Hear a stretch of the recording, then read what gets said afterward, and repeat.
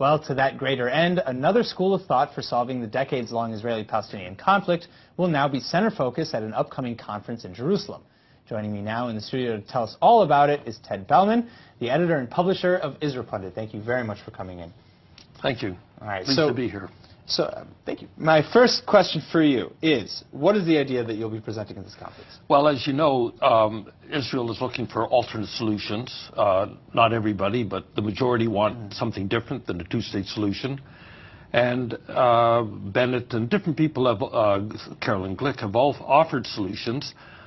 Then there's a whole separate group who consider Jordan is Palestine.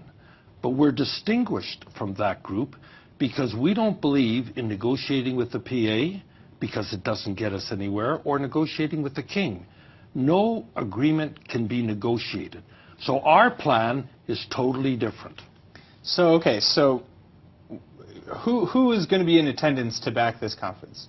The Jordan Opposition Coalition, headed by Mudar Zahran. Okay. And he has been toiling to achieve this result for 10 years, living on welfare, life in danger, living in exile, in a safe house, and so on.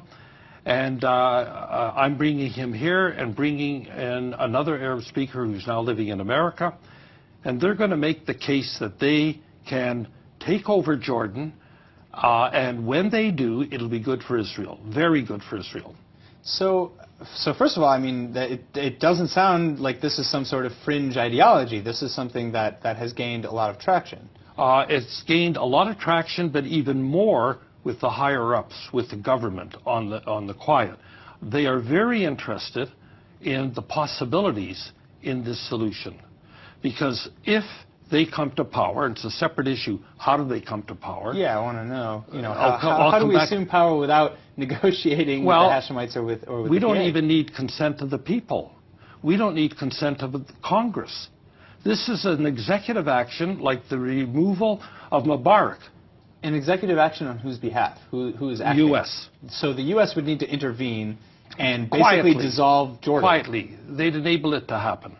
They would enable Jordan to fall and for a Palestinian state to rise in its ashes? Exactly. That's the solution. That's the heart of it. How would they ensure that the Palestinian state would be the one to rise? Because, first of all, the U.S. controls the Jordanian army and controls the intelligence service.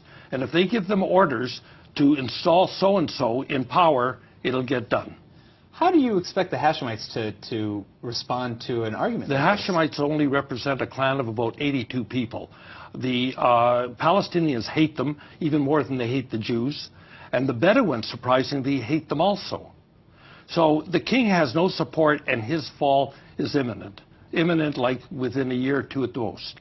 So you think Jordan is on the out to begin with? Yes. And you just want to ensure that the Palestinian state would be the one to take its Not place? a Palestinian state, a particular Palestinian state run by Mudar Zahran. For instance, they're going to pass a law that all Palestinians, wherever they are, have a right of return to Jordan. Right. And that includes everybody in the Judea and Samaria. They all have Palestinian citizenship.